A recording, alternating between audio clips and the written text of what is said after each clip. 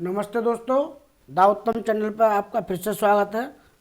यह है UP police constable का जो यूथ पब्लिकेशन है उसका सेकंड प्रैक्टिस सेट जो कि हिंदी का है। चलिए इस पर बात करते हैं और जितने प्रैक्टिस सेट हैं उनको बहुत जल्दी आपको लगा के दे दिया जाएगा ताकि आप अपनी सफलता को सुनिश्चित कर सकें। ठीक है, चलिए एक पैराग्राफ है, इस पैराग्राफ को आपको पढ़ना है और फिर उसके उत्तर नीचे देने हैं। यह है प्रश्न संख्या 1 से 5 तक के हैं जो कि आपको इसको पढ़ना है, फिर उसको उत्तर देने हैं। पहला है, याद देखिए कैसे पढ़ना है। देश की हित चिंता में जिसने शरीर पर थोड़े से वस्त्र रखना ही अपना कर्तव्य समझा और जो छीड़ काय होकर भी महान आत्मा का स्वामी था, उस मोहनदास करमचंद गांधी को हमारा नमस्कार हो। वही महात्मा था, वही राष्ट्रपिता था। नए भारत के निर्माण में जो कार्य उन्होंने किया वह स्वर्णाक्षरों में लिखा हुआ है। उस महान आत्मा की भौतिक देह पिस्तौल की गोलियों से 30 जनवरी 1948 को समाप्त हो गई। सत्य अहिंसा के पुजारी उस महात्मा को हमारा प्रणाम है। गांधी जयंती गांधी का जन्म दिवस है। गांधी जयंती ही गांधी जी का जन्म दिवस है। यह प्रतिवर्ष 2 अक्टूबर को, कितने अक्टूबर को, 2 अक्टूबर को मनाया जाता है। तो इस पैराग्राफ के ऊपर ही नीचे प्रश्न दिए हैं, उन प्रश्नों को हम हल करेंगे। ठीक है, चलिए चलते हैं। पहला प्रश्न है, महान आत्मा का स्वामी कौन है, मोहनदास या करमचंद? तो पूरा नाम है महात्मा गांधी जी का मोहनदास करमचंद गांधी। तो पहला उत्तर आपका ये हो गया। दूसरे प्रश्न पर चलते हैं। महात्मा गांधी जो थे, गांधी जयंती कब मनाते हैं? ठीक है, महात्मा गांधी जो थे उनका जन्मदिन कब मनाया जाता है? तो उनका जन्म है 2 अक्टूबर को। कौन सा है? 2 अक्टूबर को। आगे है तीसरा प्रश्न, छीड़ काय का अर्थ क्या है? छीड़ का मतलब दुबला पतला शरीर। कैसा? दुबला पतला शरीर छीड़ काय होता है। अगला प्रश्न है चौथा, सत्य और अहिंसा किसके हथियार थे? तो ये किसके हथियार थे? आदरणीय महात्मा गांधी जी के। ठीक है, महात्मा गांधी जी के। पांचवा है, गांधी जी के द्वारा किए गए कार्य लिखे गए हैं किसमें? स्वर्ण अक्षरों में। ठीक है। अगला है, प्रत्यक्ष के द्वारा अप्रत्यक्ष का चमत्कार पूर्ण वर्णन किस अलंकार का लक्षण है? तो ये है प्रत्यक्ष अप्रत्यक्ष का अनुमान ही तो लगा सकते हैं हम, ये अनुमान है। सातवां प्रश्न है आपका, जायसी किस धारा के कवि थे? जायसी मलिक मोहम्मद जो जायसी थे वो किस धारा के थे? तो पद्मावती मूवी आपने देखी है, तो किसके थे वे? प्रेम की बात करते थे, प्रेममयी। ठीक है, प्रेमार्गी भक्ति धारा के कवि थे। आठवां प्रश्न है आपका, ये तत्सम और तद्भव से आया है। नीचे दिए गए तत्सम तद्भव शब्दों के युग्म में से कौन सा युग्म त्रुटिपूर्ण है? अर्थात आपको बताना कौन सा गलत है। देखिए, क्षीर का खीर होता है, सही है ये तो। दुग्ध का दूध होता है, ये भी सही है। घृत का घी होता है, ये भी सही है। इसमें गलत कौन सा है? ये वाला है आपका। कौन सा गलत है? ये वाला गलत है आपका। अगला प्रश्न है आपका 9वां, निम्नलिखित में से संयुक्त व्यंजन कौन सा है? संयुक्त मतलब 2 व्यंजनों से मिलकर जो बना हुआ शब्द है वो कौन सा कहलाता है? संयुक्त व्यंजन। तो देखिए, ये अकेला रहता है, ये भी अकेले हैं, ये भी अकेले ही हैं, लेकिन ये 2 अकेले हैं। ये 2 से मिलकर बने हैं। इनका जो निर्माण हुआ है, ये जा, इस पे हलंत प्लस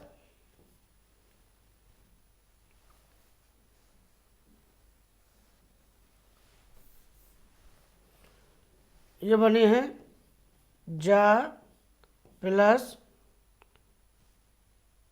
जिसको बोलते हैं ये, इनका निर्माण हुआ है इससे। ठीक है। एक और संयुक्त अक्षर है आपका जिसको बोलते हैं छ, छक्त्री वाला छ। इसका निर्माण कैसे हुआ है? का प्लस सा। ठीक है, इनका निर्माण इससे हुआ है। यहाँ पे हलंत है इनके लिए भी नीचे। एक और अक्षर है आपका जिसका निर्माण हुआ है स्र। तो इनका निर्माण कैसे हुआ है? यह शाह सिटी वाला शाह प्लस आपके रा। ठीक है, एक और निर्माण हुआ है, ये बोलते तरह, इनका निर्माण हुआ है ता, हलंत प्लस और ये हैं रा।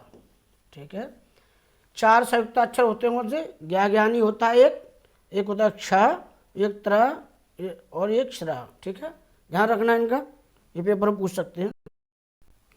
अगला प्रश्न है 10वां, निम्नलिखित में से दंत ध्वनि कौन सी है? अर्थात दंत ध्वनि वो होती है जिनके बोलने पर दांतों का स्पर्श हो जाए। ठीक है, तो आप देखेंगे 10वां प्रश्न कौन सा हमारा? ता।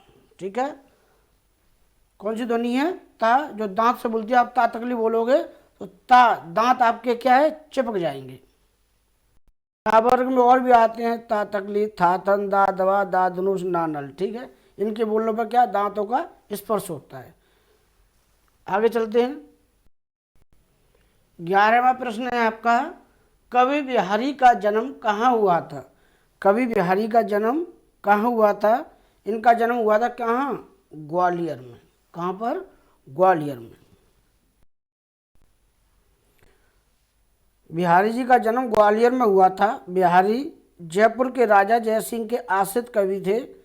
इन्होंने बिहारी सतसई की रचना की थी। ये रीतिकाल के प्रसिद्ध कवि थे। किसके थे? रीतिकाल के प्रसिद्ध कवि थे, और सतसई की इन्होंने ही क्या है? निर्माण किया था, रचना की थी। अगला प्रश्न है आपका, उसी तपस्वी से लंबे थे देवदार 2-4 खड़े में अलंकार है। ठीक है, 12वें प्रश्न में आपको अलंकार बताना है, तो इसमें अलंकार है प्रतीत। ठीक है, प्रतीत हो रहा है कि हो सकता है देवदार वृक्ष की तरह उनके क्या है? तपस्वी लंबे थे 2-4 खड़े। ऐसे तपस्वी देवदार का वृक्ष होता है ना, ऐसे लंबे लंबे, मतलब प्रतीत हो रहा है। ठीक है, अगले वाला प्रश्न है आपका, अष्ट का तद्भव क्या हुआ? अष्ट मतलब 8 होता है। ठीक है, ये संस्कृत का बोला हुआ है, अष्ट का 8 होगा आपका। अगला प्रश्न है, जेते तुम तारे तेते नम में ना तारे, इस वाक्य पंक्ति में दिए गए विकल्पों में से सही अलंकार का चयन कीजिए। ठीक है, 14वां प्रश्न है, ये है यलमंकार। ठीक है, ये कौन से हैं? यमक अलंकार है। देखिए बोलते बोलते कभी क्या है, जुबान भी लड़खड़ा जाती है पढ़ाते पढ़ाते, तो यमक अलंकार है। और 14वें का देखेंगे आप, इस जेते तुम तारे तेते नम में ना तारे पंक्ति में यमक अलंकार है जब एक शब्द का प्रयोग 2 बार होता है और दोनों बार उसके अर्थ अलग अलग होते हैं, तब यहाँ यमलंकार होता है। कौन सा अलंकार होता है?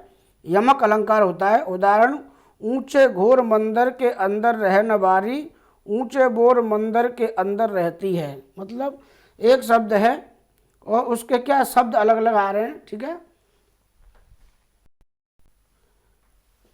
यहाँ तारे और तारे शब्द है, लेकिन यहाँ इसका अलग अर्थ निकलेगा और यहाँ इसका अलग अर्थ निकलेगा। ऐसे अलग अलग अर्थ जहाँ निकले वहाँ पर यमक अलंकार होता है। 15वां प्रश्न है आपका, मेरे तो गिरधर गोपाल दूसरों ना कोई, जाके सिर मोर मुकुट मेरो पत सोई। ये कह रही हैं कि जिसके मुकुट है सिर पर वही मेरा पति है। तो इसमें पूछा है इन पंक्तियों में कौन सा रस है। अब समझ लो इसमें पति की बात हो रही है, प्यार की बात हो रही है, मोहब्बत की बात हो रही है, तो कौन सा रस होगा? 15वें का श्रृंगार रस होगा। मतलब श्रृंगार में से श्रृंगार, सज बज के जाना, बातें करना, यही क्या है? प्यार की बातें। अगला है 16वां प्रश्न है, गोबर गणेश यह किस समास का उदाहरण है? गोबर गणेश, तो आप जानेंगे गोबर गणेश में क्या होगा? कर्ण तत्पुरुष, क्योंकि यहाँ कारक छुपा हुआ है, गोबर के गणेश होना चाहिए। ठीक है, तो कौन सा है? कर्ण तत्पुरुष होगा। जब कोई चीज किसी के द्वारा निर्मित की जाती है तो उसको कर्ण तत्पुरुष बोलते हैं। जैसे आप जानेंगे कि इसका विग्रह करेंगे गोबर गणेश का, तो गोबर गणेश का जो विग्रह हुआ गोबर से निर्मित गणेश, जबकि संप्रदाय तत्पुरुष का उदाहरण डाक गाड़ी, डाक के लिए गाड़ी। ठीक है, ऐसे बहुत सारे उदाहरण हैं, तो आपका उत्तर क्या होगा? कर्ण तत्पुरुष। अगला प्रश्न है, रहमन चुप है बैठिए, रहमन चुप है बैठिए, देख दीनन के फेर जब नी के दिन आई है बनत न लगे है वीर। ठीक है, तो इनका कहना है चुप बैठिए देख दिनन के फिर, जब दिन बुरे आते हैं उस समय चुप ही बैठना चाहिए। नी के दिन आए, जब बुरे दिन आए क्या बनत न लगे बेर। ठीक है, तुरंत ही क्या है दुश्मनी हो सकती है, बुरे बुरे दिनों में खराब परिस्थिति हो सकती है, आपके साथ कुछ भी हो सकता है, तो समय की मार किसी के साथ भी लग सकती है।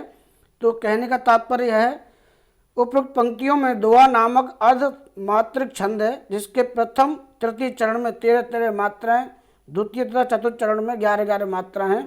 तो ये पूछना है इसका आंसर क्या होगा, तो ये क्या है दोहा। क्या है, दोहा है। 18वां प्रश्न है आपका, निम्नलिखित में से शुद्ध वर्तनी कौन सी है। शुद्ध वर्तनी कौन सी है, तो ये है चरमोत्कर्ष। अगला प्रश्न है आपका 19वां, दिए गए वाक्य खंडों में से कौन सा वाक्य खंड त्रुटिपूर्ण है अर्थात गलत है। ठीक है, ये ध्यान रखना पेपर में ये पूछ रहे हैं। 19 का उत्तर होगा आपका सी, सबसे सर्वोत्तम है, मतलब एक ही चीज होगी, या तो सर्वोत्तम होगा या सबसे होगा। ठीक है, दो एक साथ सुपरलेटिव डिग्री का प्रयोग नहीं हो सकता है। अगला प्रश्न है आपका 20वां, उपसर्ग को कहते हैं। उपसर्ग क्या वाक्य के पहले लगता है, देखा होगा आपने, तो क्या कहते हैं उसको, शब्दांश, शब्द के अंश होते हैं उपसर्ग। आगे देखिए 21वां प्रश्न है आपका, पवन शब्द में कौन सी संधि है। पवन शब्द में कौन सी संधि है, तो 21वां आपका है अयादि संधि। ठीक है, कौन सा है, अयाद संधि। 22वां प्रश्न है आपका, जिस समास के पूर्व उत्तर दोनों पद समान रूप से प्रदान हो उस समास को कहते हैं। 22वें का आपका उत्तर होगा डी।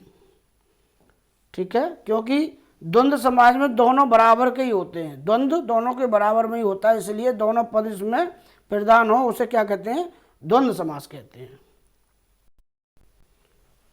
23वां प्रश्न है आपका, तिरस्कार शब्द का संधि विच्छेद क्या होगा, तो 23वें का उत्तर है आपका बी, त्रह प्लस कार। ठीक है, यहाँ विसर्ग है, जब विसर्ग विलुप्त हो जाता है तभी तिरस्कार की क्या है उत्पत्ति होती है। 24वां प्रश्न है आपका, तत्सम शब्द वाला विकल्प चुनिए। तत्सम शब्द मतलब संस्कृत से जो हूबहू हमारी बोलचाल भाषा में आ गया उनको तत्सम शब्द बोलते हैं। 24वें का उत्तर होगा आपका डी, कौन सा होगा, कृष्ण। कौन सा होगा, कृष्ण क्या है, तत्सम शब्द है। अगला 25वां जो प्रश्न है, इसको करने से पहले आपको ये व्याख्या पढ़नी पड़ेगी। वो क्या कह रहे हैं देखिए, वाक्यों में उनके प्रथम तथा अंतिम अंश संख्या 1 और 6 के अंतर्गत दिए गए बीच वाले 4 अंश या र ल व, ठीक है, के अंतर्गत बिना क्रम के हैं, बिना क्रम के दिए हुए हैं। या र ल व जो दिए गए यहाँ पर, ये देखो दे रखे हैं आपके यहाँ ये दे रखे, तो ये बिना क्रम के हैं। चारों अंशों को उचित क्रमानुसार, ठीक है, उचित क्रमानुसार व्यवस्थित कर सही विकल्प का चुनिए। तो 25वें का जो उत्तर है वो है सी। ठीक है, क्या है, सी। तो पहले लेंगे रा। रा इसमें कहाँ पर है, देखिए रा कहाँ पर है हमारा, ये रा, रंक से धनाढ्य। उसके बाद रा के बाद क्या आएगा, 1 नंबर पे रा, दूसरे पर या, और समय की, रंक से धनाढ्य और समय की क्या, उपेक्षा करने वाला। तीसरे नंबर पे उपेक्षा करने वाला क्या है, करोड़पति से भिखारी है। कौन सा है, करोड़पति से भिखारी है। जो सही समय पे उचित फैसला नहीं ले पाते हैं वो करोड़पति होकर भी भिखारी हो जाते हैं, इसका कहने का तात्पर्य है। ठीक है जी, तो ये आपका उत्तर हुआ सी। आगे 26वें का उत्तर देखेंगे, खूंटी शब्द का बहुवचन क्या होगा। खूंटी शब्द का बहुवचन क्या होगा, तो खूंटियाँ। ठीक है, चंद्र बिंदु लगेगा इस पर लास्ट में। आगे है 27वां, निम्नलिखित में से कौन सा छंद दोहा का विपरीत छंद होता है। ठीक है, तो दोहा का उल्टा क्या होता है, सबको मालूम है। ठीक है, दोहा का क्या होता है, सोरठा, क्योंकि दोहा मात्रिक अर्धसम मात्रिक छंद है। इस छंद के विषय चरणों, जो विषम चरण होता है, प्रथम तृतीय होते हैं, तो दोनों में जो मात्रा होती हैं 13 मात्रा होती हैं, ठीक है, 13 मात्रा होती हैं। 13 और 11 का चलन होता है 2 आ के अंतर, इनका विषम और सम के अंतर है ना। वहीं सोरठा में क्या होता है 11 और 13 का क्रम होता है, ये इसलिए उल्टा सोरठा होता है। तो क्या हो जाएगा, इनमें से सोरठा दिया ही नहीं तो उत्तर आपका डी हो जाएगा, ठीक है जी, डी हो जाएगा। 28वां प्रश्न है आपका, इसका ये हुआ था, यहाँ ये हुआ था, निम्नांकित पंक्तियों में से प्रयुक्त अलंकार बताइए। रुणित विरंग घंटावली झरित दान मधुनीर मंद मंद आवत चलियो कुंजरु कुंज समीर। तो इसमें आपको पूछा है क्या, अलंकार पूछा है, आपको अलंकार बताना है। 28 में अलंकार होगा यमक अलंकार, ठीक है, मतलब एक शब्द के 2 अर्थ निकले वो क्या कहलाता है, अलंकार कहलाता है। कौन सा, यमक। मंद मंद, मंद में से होता है एक धीमा होता है, एक मंद में से प्यारी प्यारी मुस्कुराहट भी होती है, ठीक है। तो एक ही शब्द या 2 शब्द दिए हैं, उनका अर्थ अलग अलग है। अगला प्रश्न है आपका, देखेंगे, दीन दुखियों को भोजन देने की व्यवस्था वाक्यांश के लिए एक शब्द है। दीन दुखियों के लिए जो भोजन दिया जाता है उसको एक शब्द बोला जाता है, कौन सा, सदा वर्त, सदा वर्त, ठीक है। आगे देखेंगे 30वां प्रश्न है आपका, 30वां, कीचड़ उछालना मुहावरे का सही अर्थ है, ठीक है। कीचड़ उछालना मतलब क्या होता है, बदनाम करना, किसी को बदनाम करना। आगे देखेंगे 31वां, उससे अच्छे तो आप हैं, मैं कौन सा कारक है। तो इसमें कारक होगा अपादान कारक, ठीक है। ऐसे प्रश्नों को आपको रट के रखना है ताकि परीक्षा में आप क्या है, सटीकता के साथ, शुद्धता के साथ प्रश्न को हल कर सकें। अगला प्रश्न है आपका, निम्नलिखित में से कौन सा शब्द कमल का पर्यायवाची नहीं है, ठीक है, कमल का पर्यायवाची नहीं है। तो आप देखेंगे कमल का सरोज भी पर्यायवाची है, कमल का मतलब सरोज में सर जो जन्मा हो, किसमें, सरोवर में जन्मने वाला क्या कहलाता है, कमल मतलब सरोज। पंकज, पंक मीन्स होती है कीचड़, कीचड़ में जन्म लेने वाला भी क्या कहलाएगा, बोलते हैं ना कीचड़ में जन्म लिया है तो वो कमल हो जाएगा, ठीक है। और तीसरा कौन सा देखिए, इसका जो उत्तर नहीं है वो है जलद, और ये भी क्या है, जलजात, ठीक है। इसका भी क्या है, ये भी क्या है, कमल का ही पर्यायवाची है। तो ये उत्तर नहीं होगा, ये नहीं होगा, ये नहीं होगा, मतलब उसे पूछ रहा नहीं है, पर्यायवाची कमल का नहीं है, तो यही है, ठीक है। अगला प्रश्न है, प्रत्यक्ष का विलोम क्यों होगा, ठीक है। प्रत्यक्ष जो शब्द है इसका विलोम क्या होगा, तो प्रत्यक्ष अप्रत्यक्ष होना चाहिए, तो यहाँ अप्रत्यक्ष दिया नहीं तो आपका क्या होगा, परोक्ष हो जाएगा, ठीक है, परोक्ष हो जाएगा, ठीक है। आगे देखिए 34वां प्रश्न है, लिंग की दृष्टि से दही क्या है, ठीक है। अब देखिए इस पर ये बहुत अच्छा शब्द है, दही को लेके बहुत लोग गलत कर देते हैं। आप कभी भी कोई चीज़ लगाएं, स्त्रीलिंग या पुल्लिंग की पहचान करनी हो तो मेरा मेरी का यूज कीजिए। आप कहिए मेरा दही या मेरी दही, तो आपको लगेगा मेरी दही सही है, लेकिन ऐसा नहीं है, मेरा दही होता है सब, ठीक है। मेरा दही कहाँ है। 35वां प्रश्न है, प्रत्येक का संधि विच्छेद क्या होगा।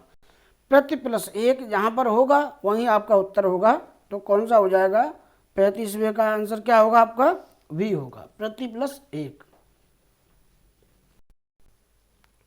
आगे है 36वां, निम्नलिखित में से यथाविधि का सही समास कौन सा है, ठीक है।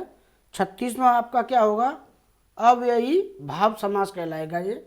आगे देखिए 37वां, लौकिक शब्द में प्रत्यय है। लौकिक प्रत्यय मतलब देखिए कोई शब्द है, जैसे ये कोई शब्द है, इसके आगे लगने वाला जो डिब्बे के आगे जो लगेगा वो उपसर्ग कहलाता है, ठीक है, उपसर्ग कहलाता है, उपसर्ग। और पीछे जो गार्ड साहब जहाँ बैठ रहे हैं उसको प्रत्यय बोलते हैं, ठीक है, कौन सा बोलते हैं, प्रत्यय, ठीक। और ये डिब्बा है, डिब्बे में बैठी है सवारी, अगर याद ना ध्यान रखना, इंजन उपसर्ग और पीछे प्रत्यय कहलाता है। तो इसे प्रत्यय क्या हुआ, शब्द क्या है, लौकिक। लौकिक का क्या हो जाएगा, इसमें हम प्रत्यय देखेंगे 37वें का आंसर होगा आपका